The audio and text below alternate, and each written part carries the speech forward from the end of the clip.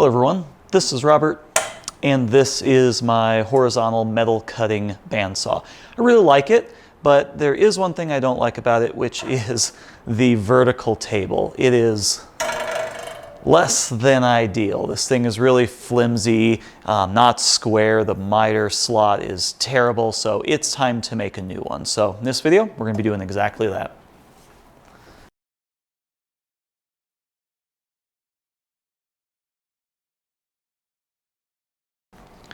So here is the current vertical table in all of its lovely glory. As you can see, I've used it, but it's just a pain in the butt to use. You can see that there's a nice big lip right here because these don't really line up with each other. It actually interferes with the control box over here. I did have to replace this, but it always kind of interfered back there, so this kind of bows up a little bit, and it is just very, very flimsy and bendy, which is not what you want from a metal cutting bandsaw.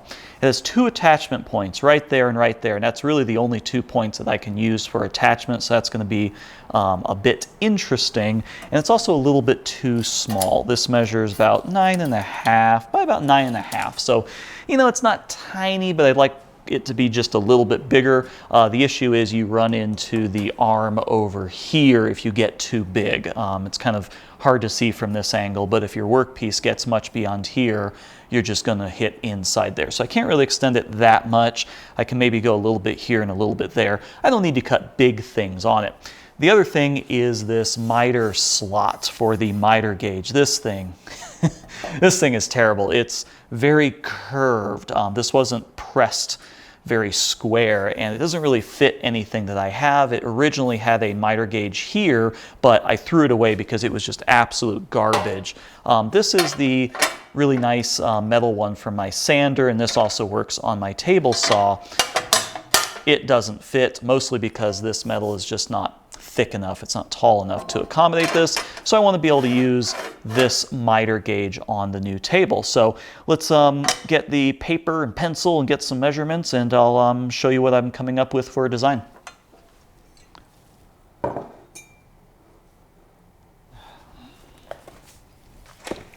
So I've been on YouTube long enough to know the rules and, you know, what has to happen next. I've got to lower my voice a little bit, get softer, lay down my mug of tea that I'm drinking, lay out my tools, maybe throw in some royalty-free music in the background. Nothing offensive, just nice and soft. I'm not going to do that. Lay down my tools, and we're going to draft world's best bandsaw table. But I'm not actually going to do that because that's just not how I do things. I've got other things to do. I've got other projects. Let's just get this done. Here's the dimensions I took. I've got everything laid out. Let's go into SolidWorks and draft this thing up. Okay, so here is what the table looks like in SolidWorks. Pretty simple stuff. The overall size of it is based on some material that I already had on hand. So it's going to be just under 10.5 by 11. I'm going just under because I'm not really sure if that piece is square or cut properly. So I'm just going to kind of cut it down to this final size. Other features, if we look at this sketch, we can see that I have the line laid out for the miter gauge slot. We have the kind of rough size of the miter gauges so I could kind of visualize it. This right there is the blade, and then this is a little block on the underneath side. That's where we're actually mounting to. That's the only connection point between this table and the rest of the bandsaw. Then we're going through, rounding off the corners, adding the 19mm slot. We have this throat in here. This is going to be a 3D printed throat plate. Typically you put the table on and then you have this plastic insert that kind of goes inside of here, and that is the kind of buffer between the blade and the table. Makes it easier to get on and off. So that's all I'm doing there. And on the underside, I have this little feature, which is a relatively shallow pocket. This is for that mounting block that I talked about earlier. I'll show it later. This kind of keys into that mounting block because I'm not relying on just the fasteners to keep this in place. I'm actually keying into that block as well. And then I also put a couple holes right here just in case. I'm not sure how floppy the left and the right side are going to be. This is relatively thick material, but if I do have an issue with those two sides separating from one another, I can actually screw something in here to keep it nice and stable. So that's pretty much all there is to it. Let's look at the cam really quick. So for anyone not familiar, I'm just using the HSM Express, the freebie little plugin for SolidWorks for cam, and I might have clicked on something, so let's regenerate those toolpaths real quick. But there's not a lot going on, just a lot of little adaptive paths and contours. So first up, we're starting with an outside contour. I'm doing 3 steps just because I think the biggest thing is I'm doing this all on the Avid CNC router, and it tends to get clogged with chips. It's not that it can't cut deeper than this in a single pass, but it ends up getting clogged if I take too big of a chip. So I'm just doing this in 3 passes. So you can see I've got 3 step downs there. Then we're going to do the slot. I should probably be slotting this, but it doesn't take that much time to just do it adaptive. So the toolpath looks something like this. So it's going to do that kind of thing. So it's going to go through there and get rid of all that material, and then we're going to come back with a simple contour and then just contour the side. So yes, I could just do a slot, but it's a 19 millimeter, so it's not going to work out to anything equal to a bit that I have on hand, so I can't just slot it in one pass, so I might as well just do the adaptive. I can go, edit video or something while this is running, not a big deal. And I'm doing 2 of these passes. The second one is, I think, like a 2.5 thou negative stock to leave. Yeah, negative stock to leave, just because that 19 millimeter is going to be really, really tight. I want a little bit of wiggle room in there, so that's why I'm coming back and doing that. Then we're going to do an adaptive in the 0 clearance. For all of these adaptives, I'm showing you my settings for the Avid. We're going about 20,000 RPM at 120 inch per minute feed rate. I might actually slow that down a little bit, but generally 20,000 and 100 is kind of what I do with a 1/4 inch end mill. And then I usually do a 25 thou step over. And I don't do any Z stock to leave, but I'll leave about 10 thou on the walls. So that's kind of what that looks like. And these settings aren't like the best, but it works. It works for me. It gets the job done. Then we're going to do this actual throat. Same thing. We're going to do 3 step downs with that. So let's see what I have for that. I've got multiple depths, even step downs at 0.25. So that'll end up being 3. I think this is like 19 millimeters, so about 3/4 of an inch thick. And then let's see, we've got, just contours for that, contours for that. Final bottom contour, because I was doing stepped contours there. Contours are really quick. It doesn't take any time just to do an extra one, like, how much time does this one take? 19 seconds. So it's relatively quick just to do one. Then we're doing 2 outer contours at full depth. I'm doing 2 of them. These are exact same settings, because you're going to be cutting off the material in the first pass, and then the second pass you're just going to be kind of cleaning it up and smoothing out the finish, and then we're just going to drill these 2 holes.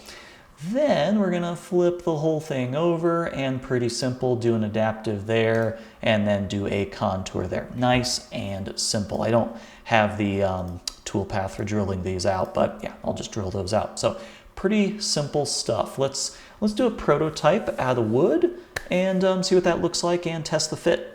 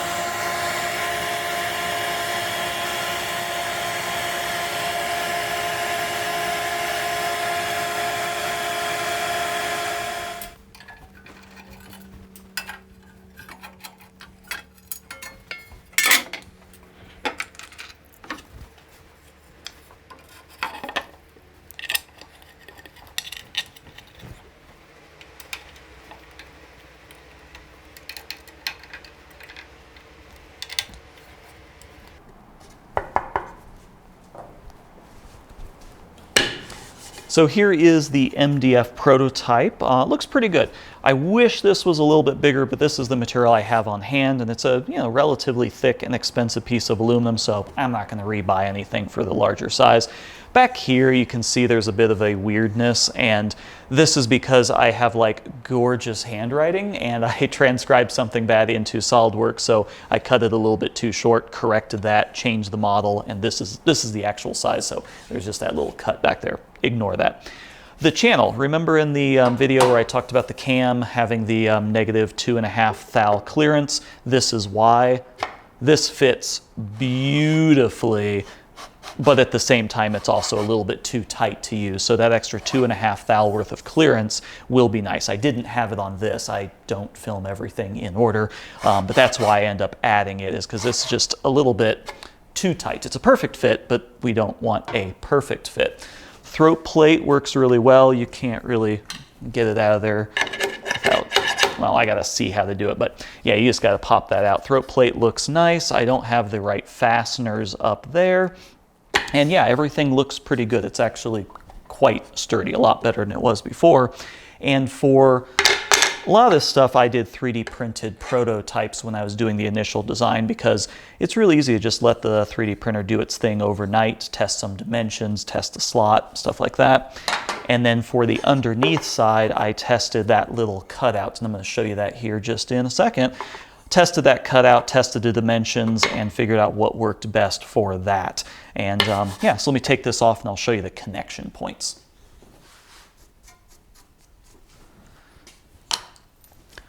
So this piece right here is really the only good connection point. There is this arm that is somewhere off camera. Let me grab that.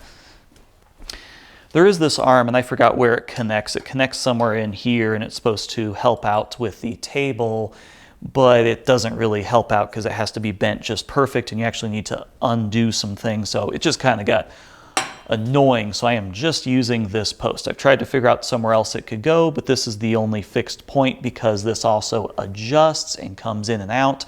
So you can't really rely on anything else being in the same plane as this, if that makes sense. And so this is the cutout that then fits on the bottom. And there you go. So it fits on there nice and snug. And when we're actually screwed into it, it forms a really, really solid connection, which is the goal. So there we go. There's no lateral movement whatsoever when you have that cutout on the bottom. So that's the purpose behind that. So yeah, I think we're ready to make this out of aluminum. A lot of people might think that CNC is relatively easy because you just like slap down a piece of material, hit a couple buttons, beep boop, and then boom, you have a part. Well, it's not that simple. There's a lot of setup in CNC, and that's the only thing I don't really like about it, is it's a little bit tedious in the initial setup, and if you don't get that right, then everything goes wrong. So for the work holding on this, I need to cut all of the sides as well as the top, and then be able to flip it over and do the back. So for the top side, I'm just doing my traditional where I clamp down a piece of wood that is relatively flat. It's just a piece of MDF, and then I use the painter's tape method, which is painter's tape on your main surface, painter's tape on the workpiece, and then you use super glue in between those two. And for something like this, it holds perfectly fine. It's nice and simple. I can cut all the way around it and the top, and the cutting forces will be perfectly fine for this work holding method. And then when I flip it over, I know that this thing is going to be perfectly square, so I can just pop that into the vise, hold it with the outer jaws of the vise just to do that one little feature. So yeah, should work out pretty good.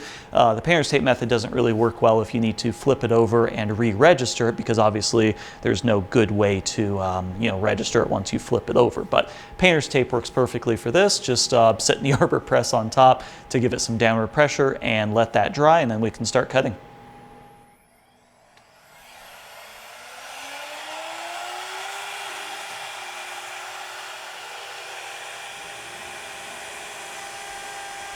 I didn't mention it earlier, but I'm using the left front top corner for my origin, and I use the included kind of edge finder thing that Avid has to indicate that.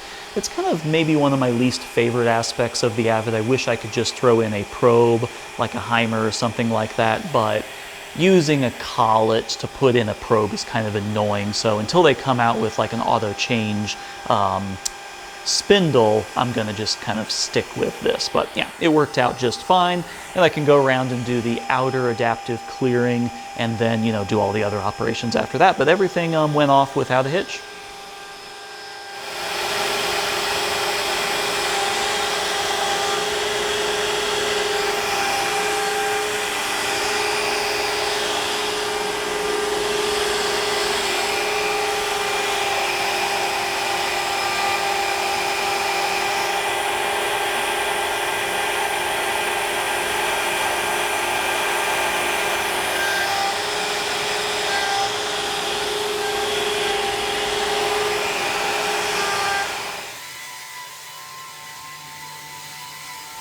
And here it is clearing out the slot. This took a fair amount of time. I think the total operation time for the whole top was a little over 20 minutes, which really isn't that bad. It honestly gives me time to just kind of walk around the shop and put away tools and kind of clean up.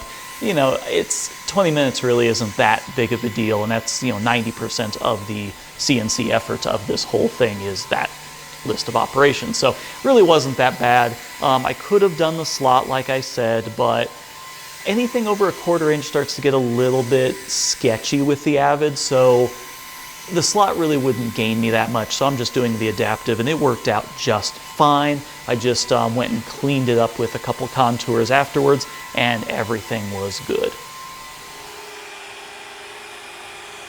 And once the outside is done and the slot is done, all that's really left to do on the top is to do the throat cutout. I'm going to do that, you know, top insert, then the full throat, and those only took a couple minutes. Then we're pretty much done with the top.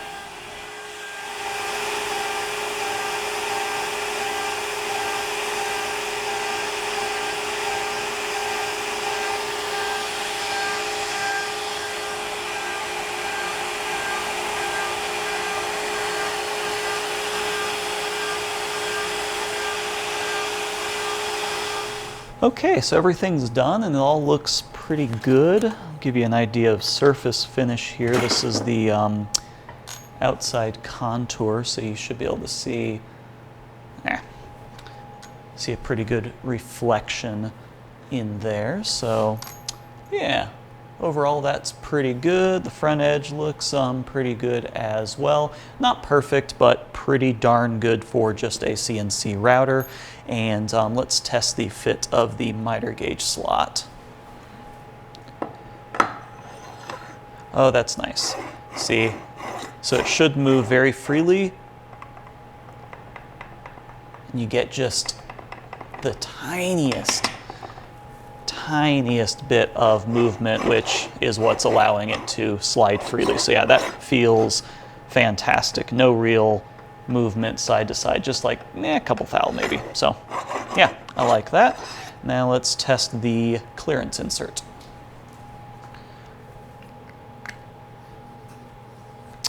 That is really nice. That fits perfect. I'm going to adjust the 3D print a little bit just so it sits down a tiny bit, but otherwise that fits really, really nice. So yeah, I'm going to drill the holes. We'll take this off. We'll cut the slot, flip it over, do the back side, and we'll be all done.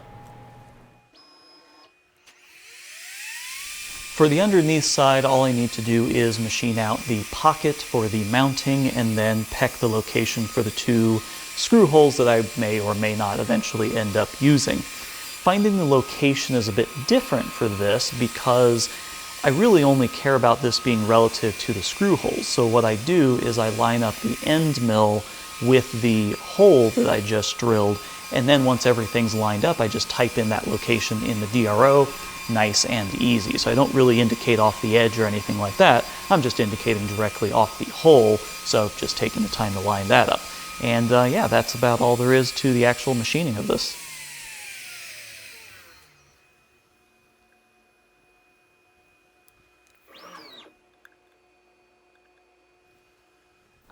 For the holes, I just use the CNC to peck them and then just finish them off on the drill press. A spindle with a minimum speed of 8,000 RPM really isn't great at drilling, so that's kind of the best way to do it. For the slot, I am using the table saw. Table saws do a reasonably good job at cutting.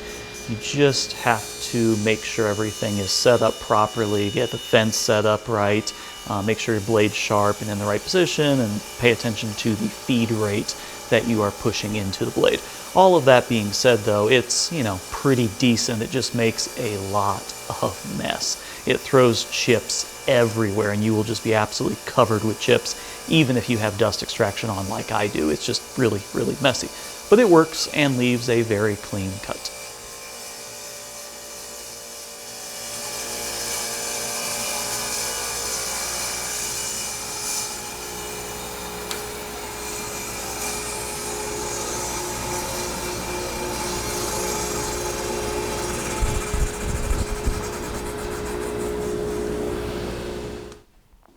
So test fit looks good. Everything fits the way it should. It's extremely sturdy. It feels really solid. This is nice. Last steps, I need to get the appropriate hardware. This is not the right hardware. I need to get countersunk screws, and then I'm just gonna run this over with a sander. It is very, very sharp right now, and I'm just going to break all of these edges with a router, and then maybe I'll paint this, we'll see. But painting it black might actually be kind of nice. So yeah, let's get all those finishing touches done, and then this thing will be all wrapped up.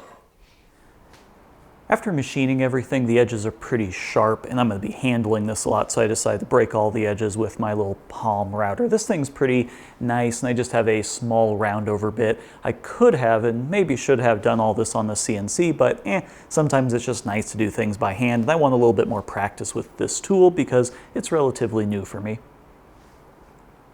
And I did decide to end up painting this, so my process for prepping aluminum for paint is to use like a 220 grit on the random orbit sander, run everything through until it kind of evens everything out, and then come in with a sanding sponge and then just kind of even that finish out. After all of that is done, it's very, very messy and your hands are going to be this weird silver color. You go and use Dawn dish soap, wash everything off thoroughly, and then you can just spray it with, standard spray paint. It's always hard for me to get footage of me actually spray painting because usually I'm directly in front of it and you just see this lovely image of my back hunched over. But here's kind of like some of the touch-up. The thing about spray painting is make sure you have a dedicated space. I really wish I had like a spray tent, but maybe that's a bit of too much of a luxury. But they have this little pop-up spray shelter, link down below if you want to get one of these. Makes things a lot nicer. And make sure you're using a good spray paint. I'm using Rust-Oleum 2X Ultra Cover. It's pretty much the best spray paint that I found that you can get at the local hardware store. I'm sure there is some spray paint that some other YouTuber is recommending from special order in only cases from some country I've never heard of, but this you can get at Home Depot, Lowe's, and it works pretty well. So here is the finished table. I ended up doing 3 coats on the bottom, 2 coats on top, and before the final coat on top, I just did a tiny bit of wet sanding with a 600 grit sanding paper. It turned out okay. There's some little flecks and spots in it, but it's perfectly fine for this purpose. The only reason I painted this is because it's actually nicer to have the contrast with the black against what you're cutting. You can kind of see where the cuts are a little bit better. This will get scratched up and scuffed up, and I know this is going to get, really beat up, but that's okay. It also just looks a lot nicer. So anyway, let's put this on the table and we'll be done with this video. As soon as I started installing this, I realized that maybe I shouldn't have bothered painting it. Maybe I should have just sanded it down with the random orbit sander and called it a day, because it is gonna get really, really scratched up, especially with the miter gauge in there. And I also realized that the paint added a little bit of dimensional thickness to the miter slot, and I figured that would happen. That's why I kind of went for a slightly looser fit, but around the edges, the paint kind of accumulated a little bit more than I thought. So kind of had to sand and push that out of the way. And yeah, everything fits nice now, but it doesn't have that pretty paint job that it did before. So, oh well.